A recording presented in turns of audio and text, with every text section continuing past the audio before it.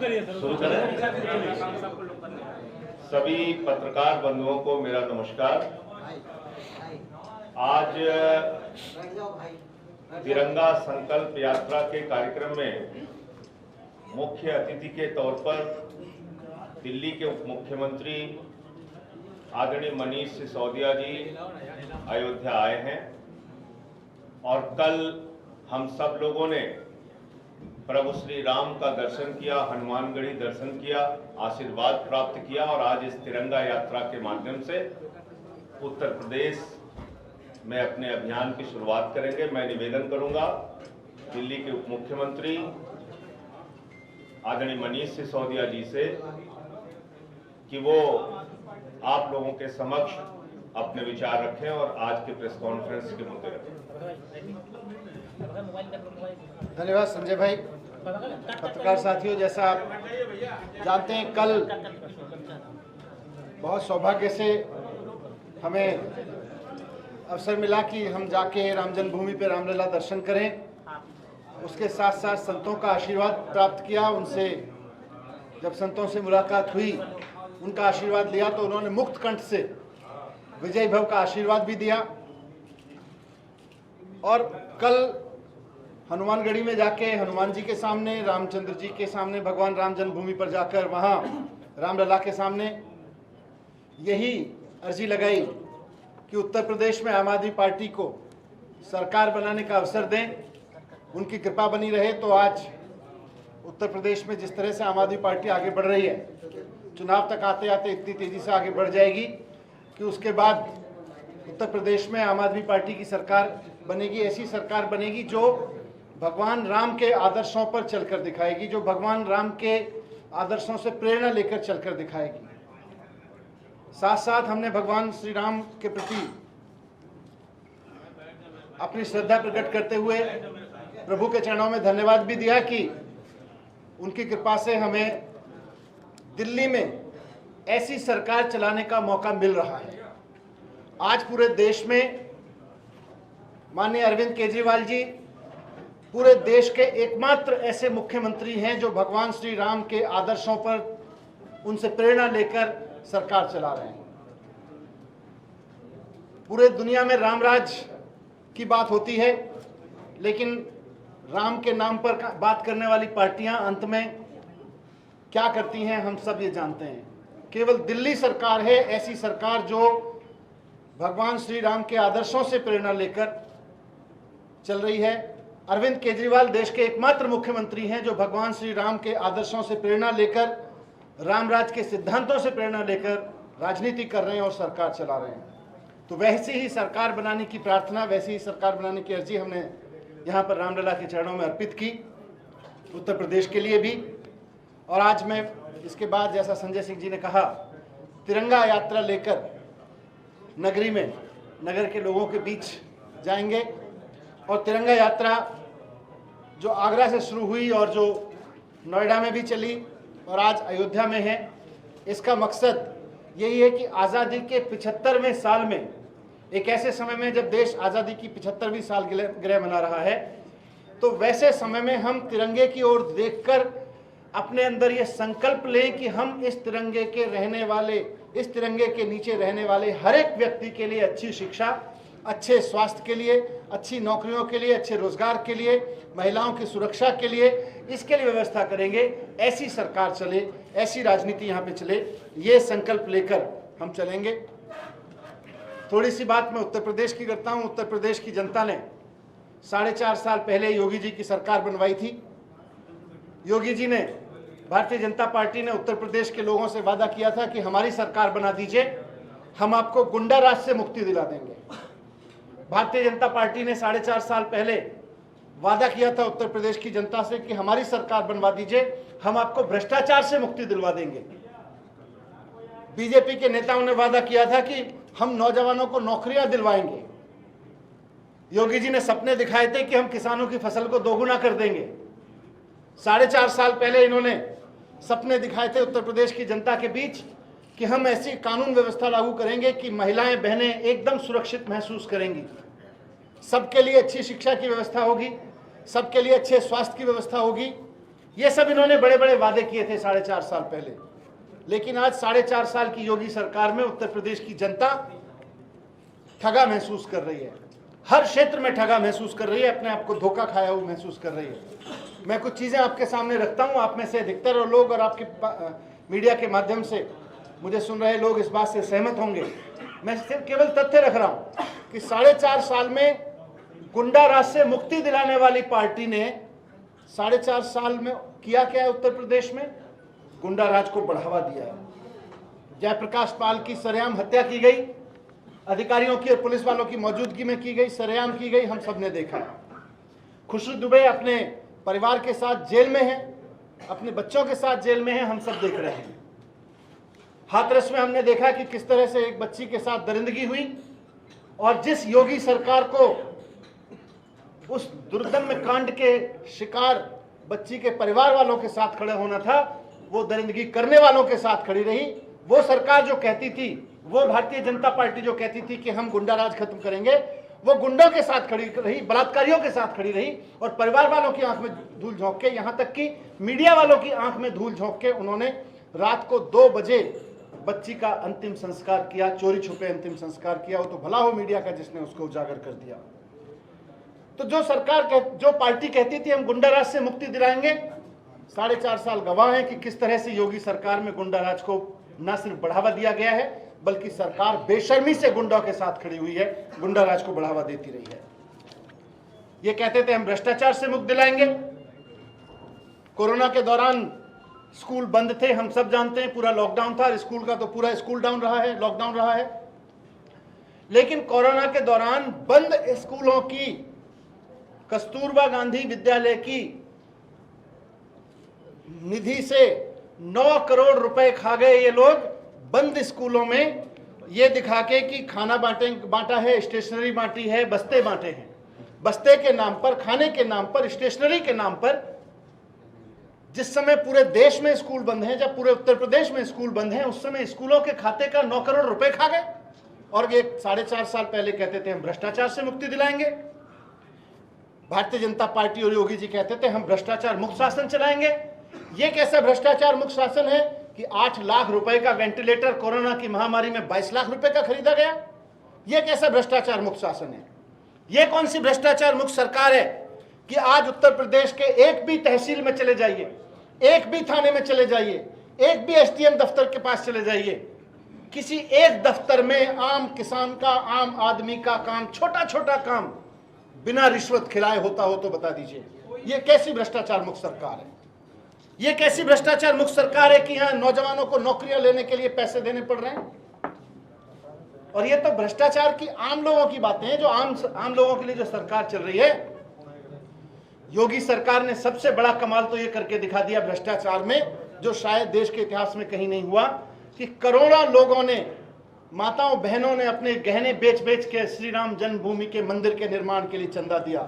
किसानों ने अपनी फसल के दाम किनारे कर करके अपने फसल के बेच का पैसा बचा के, नौकरी करने वाले लोगों ने, बिजनेस करने वाले लोगों ने अपनी सेविंग्स बचा बचा के राम मंदिर निर्माण के लिए चंदा दिया।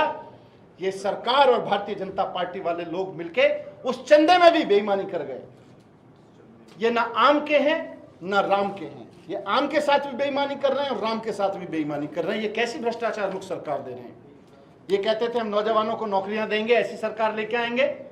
4.5 साल में उत्तर प्रदेश ने जो सरकार देखी है, वो ऐसी सरकार देखी है कि 14 भर्तियां, पत्रकार बंधु जानते हैं, नौजवान सबसे पहले तो आपसे ही संपर्क करता है, 14 भर्तियां हो गई, इंटरव्यू हो गए, लेकिन उत्तर प्रदेश का नौजवान इन 14 भर्तियों के बाद और इंटरव्यू देने के बाद भी नियुक्ति पत्र के लिए दर दर की ठोकर खा रहा है। उससे पैसे की अपेक्षा की जा रही है, लेकिन उसको नियुक्ति पत्र नहीं दी जा रही। हमने उत्तर प्रदेश में ही पहली बार देखा कि किस तरह से उत्तर प्रदेश में नौजवान सुहागिन महिलाओं ने अपना सिर मुंडाया, शिक्षा मित्रों ने, क्योंकि सरकार उनकी नौकरियां खा रही है। नौकरियों के लिए नौजवान महिलाओं को, सुहागिन महिलाओं को सिर मुंडाकर विरोध प्रदर्शन करते हुए हमने उत्तर प्रदेश में ही पहली बार देखा। ये कहते थे हम किसान की फसल का 2 गुना दाम देंगे।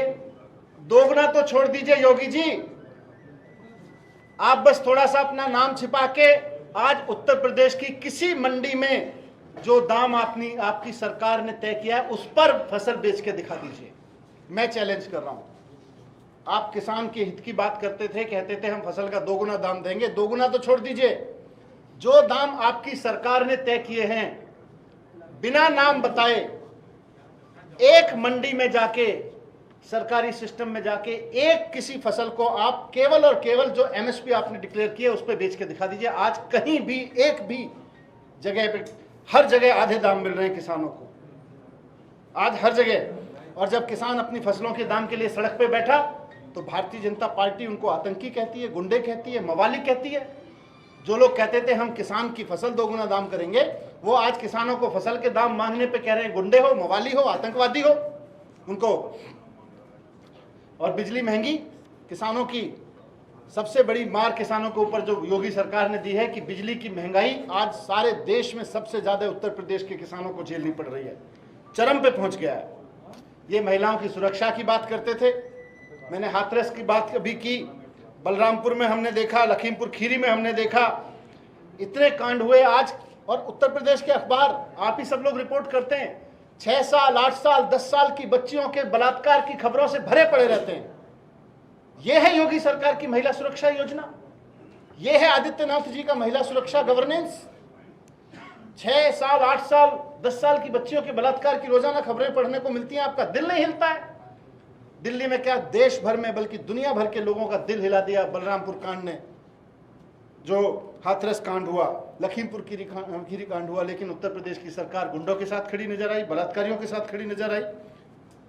जो योगी सरकार को, राम के नाम की बात करने वाली जिस योगी सरकार को परिवारों के साथ खड़ा होना चाहिए था, वो राक्षसों के साथ खड़ी नजर आई। ये तो शर्म आती है। शिक्षा की बदहाली का आलम आप सब जानते हैं। मैं उत्तर प्रदेश के शिक्षा मंत्री के रूप में मैंने सोचा, जब उत्तर प्रदेश के लोग इतनी बड़ी बात कर रहे हैं, उत्तर प्रदेश के सरकार इतनी बड़ी बात कर रही है, तो एक स्कूल हम भी देख लेते हैं। मैं जब उनका स्कूल देखने गया, उन्होंने खुद बुलाया, बहस करने के लिए नहीं आए। जब मैंने कहा अच्छा चलो हम ही स्कूल देख लेते हैं, तो चारों तरफ पुलिस का घेरा बना के मुझे बीच सड़क पर रोक दिया, नहीं स्कूल नहीं देखने जा सकते। उत्तर प्रदेश के स्कूल नहीं देखने देते हैं। और ये कहते हैं हम 4 साल पहले, 4.5 साल पहले कहते थे स्कूल अच्छे करेंगे, हम शिक्षा की व्यवस्था अच्छी करेंगे। स्वास्थ्य में इन्होंने जो किया, दावे जो भी हों, 4.5 साल में इन्होंने स्वास्थ्य में जो काम किया है उसकी नज़ीर आपको समझ में आएगी। आप कोरोना के समय के केवल अखबार पढ़ लीजिए, उत्तर प्रदेश के अखबारों में तस्वीरें छपी हुई थी। मेरा दिल दिल्ली में बैठे हुए दहलता था कि किस तरह से अप्रैल और मई के महीने में लोगों ने अपने लोगों को, उनको इतनी डेथ हुई कोरोना से कि उनको नदियों के किनारे दफनाना पड़ा। बिजली, जैसा मैंने कहा, आज सबसे महंगी उत्तर प्रदेश में मिल रही है। तो 4.5 साल की इस लूट, भ्रष्टाचार, दंगाइयों के साथ खड़ी, गुंडाराज के साथ खड़ी सरकार को हटाने के संकल्प के साथ आज हम तिरंगा यात्रा निकाल रहे हैं। और भगवान राम का आशीर्वाद, संतों का आशीर्वाद हमें मिला है। हम इस तिरंगे के नीचे खड़े हर एक उत्तर प्रदेश वासी को अच्छी बिजली, अच्छी शिक्षा, अच्छे स्वास्थ्य, अच्छा रोजगार, किसानों को अच्छी जिंदगी, महिलाओं को सुरक्षा, इसके संकल्प के साथ में ये यात्रा निकाल रहे हैं। मुझे उम्मीद है आपके कुछ प्रश्न होंगे, मैं उनके जवाब देना चाहूंगा। संजय भाई, आप। सिसोदिया साहब, अयोध्या से तिरंगा संकल्प यात्रा, राष्ट्रवाद और हिंदुत्व का जो मुद्दा बीजेपी का रहा है, क्या उसका ये जवाब है या उसको घेरने की कोशिश है, या आप भी राष्ट्रवाद और हिंदुत्व के मुद्दे पर चलने के लिए आगे बढ़ रहे हैं? राष्ट्रवाद भी है, हिंदुत्व भी है, बाकी सब धर्म भी हैं, लेकिन साथ साथ जवाब यह है कि इस तिरंगे के नीचे खड़े होके 4.5 साल पहले उत्तर प्रदेश के लोगों ने इस तिरंगे की आन बान शान के लिए वोट दिया था। आज तिरंगा लेके हम सवाल पूछने निकल रहे हैं कि बताओ कहाँ है स्कूल, बताओ कहाँ है अस्पताल। आज मैं सुबह अखबार में पढ़ रहा था, फिरोजाबाद में कई, आप लोगों में से किसी ने रिपोर्ट किया होगा, पत्रकारों ने, कैसे एक परिवार, और हर एक जिले में हो रहा है, लोग दूर दराज के गांवों से अपने बच्चे को डेंगू होने पे साइकिल पे बिठा कर लेके आ रहे हैं और अस्पतालों में बिस्तर नहीं मिल रहा, अपने बीमार बच्चे को साइकिल पर वापस ले जाते हुए माँ बाप की तस्वीर दिल हिलाती है, उनके वीडियोस दिल हिलाने वाले हैं। आज पूछने निकल रहे हैं हम कि बताइए ये कैसा राष्ट्रवाद है भारतीय जनता पार्टी का, ये कैसा हिंदुत्व है भारतीय जनता पार्टी का? पंजाब या यूपी के तुलना में किसको ज्यादा, कहाँ ज्यादा अपने को अच्छा महसूस करेंगे? पंजाब में भी बहुत अच्छा है और उत्तर प्रदेश में भी हमारी टीम बहुत अच्छा काम कर रही है। सर आपने ऑक्सीजन की बात की है, एक मिनट सर, ऑक्सीजन की बात की है, दिल्ली से 12 गुना आबादी उत्तर प्रदेश की है, लेकिन कोरोना से मौत भी काफी कम हुई है, ऐसा सरकार का कहना है। और ये भी कहना है कि दिल्ली में ऑक्सीजन की कमी की बात कही गई, लेकिन जब ऑडिट कराने की बात की तो आप बैकफुट पे आ गए। हमने तो खुद ही कहा, भारतीय जनता पार्टी कहती है ऑडिट नहीं कराने देंगे। और अगर उत्तर प्रदेश में कोरोना से कितनी मौत हुई तो सरकार के आंकड़ों में नहीं, अखबार के उन फोटोग्राफ को देख लीजिए, उनमें से एक भी मौत सरकार के आंकड़ों में हो तो बताइए। तो आप ऑडिट कराने के लिए आप ऑडिट के लिए तैयार हैं सर? हम कह रहे हैं बीजेपी तैयार नहीं है। सर, और पार्टी की तरह आप भी अयोध्या से अपना कैंपेन शुरू कर रहे हैं, तो क्या ये बीजेपी की तरह आप भी हो रहे हैं कि राम आपके हैं? राम सबके हैं, राम सबके हैं, और राम को दिल में लेके काम करें ना। हम दावा कर रहे हैं कि हम भगवान राम को दिल में रख रहे हैं और बगल में संविधान लेके हम सरकार चला रहे हैं। क्या आपको लगता है ये लोग मुंह में राम रखते हैं और बगल में छुरी रखते हैं। हम कह रहे हैं हमारे मुंह में और बगल में, दिल में भगवान राम है और हमारे बगल में संविधान है। संविधान में बाबा साहब ने जिस भारत का सपना देखा था, आज तिरंगा उठा के उसी सपने को सच करने का संकल्प लेकर निकल।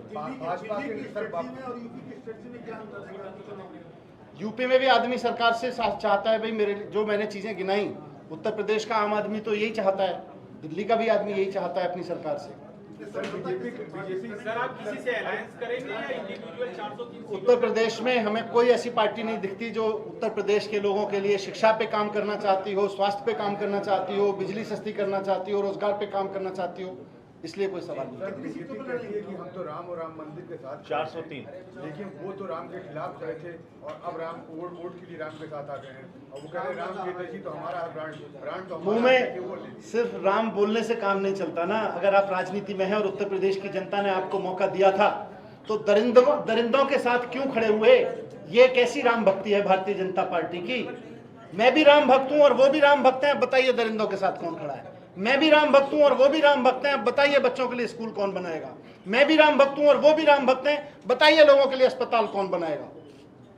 क्या बीजेपी ने लगता नहीं है कि ऐसा माहौल खड़ा कर दिया है कि हर आदमी को, जिसको भी राजनीति करनी है, उसको अयोध्या और राम मंदिर और राम का नाम लेना होगा?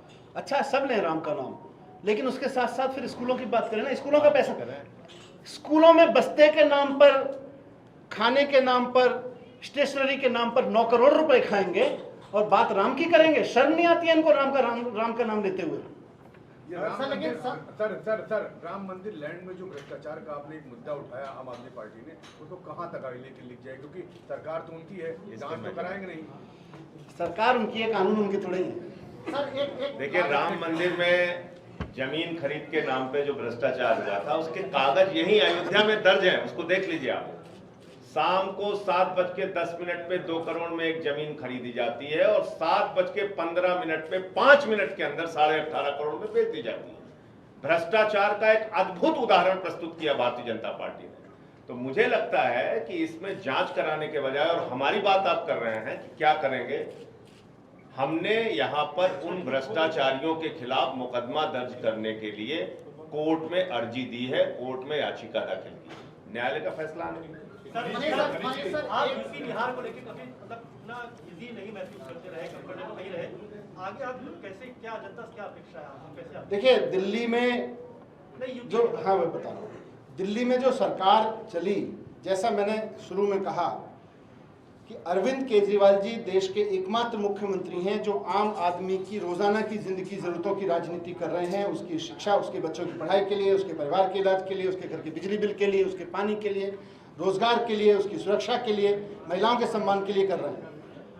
आज उत्तर प्रदेश के लोग भी यही चाहते हैं, बिहार के लोग भी यही चाहते हैं, हर जगह के लोग चाहते हैं, पूरे देश के लोग चाहते हैं। लोग अभी तक विकल्प नहीं था, विकल्प के रूप में आती थी। कई लोग पत्रकार पूछते हैं, अभी हो सकता है आप में से कोई पूछता है भाई यहाँ तो बहुत जाति की बात होती है, धर्म की बात होती है। अब शिक्षा की बात करेंगे, अब स्वास्थ्य की बात करेंगे, आइए उस पर राजनीति करते हैं। बताइए कहाँ स्कूल बनवाए, कौन से ने बनवाए, उससे बात करेंगे। आपको लगता है कि आप जात का जो चक्रव्यूह है उसको तोड़ पाएंगे?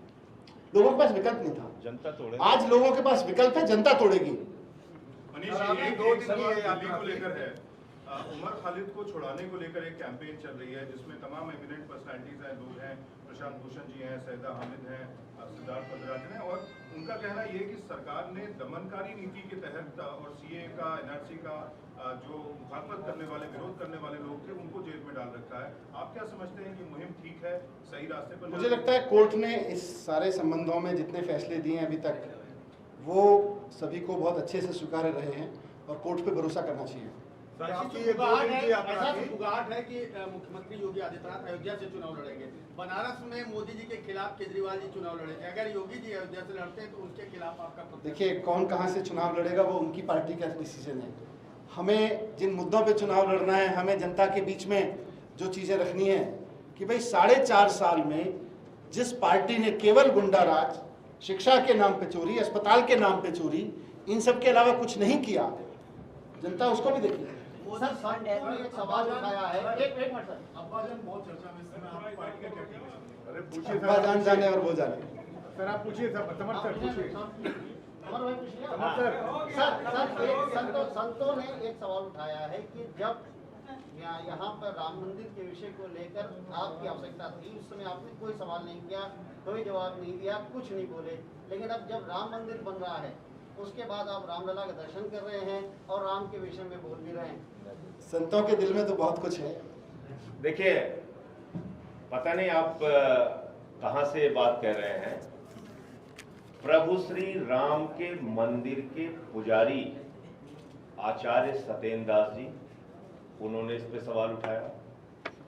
धर्मदास जी जो मुख्य पैरोकार हैं प्रभु श्री राम के मंदिर के निर्माण के लिए, जो जमीन का विवाद चल रहा था उस विषय पे, उन्होंने सवाल उठाया और कहा कि इन भ्रष्टाचारियों ने लूट की है, बेईमानी की है। दिलीप दास जी ने जो अयोध्या के संत हैं उन्होंने सवाल उठाया।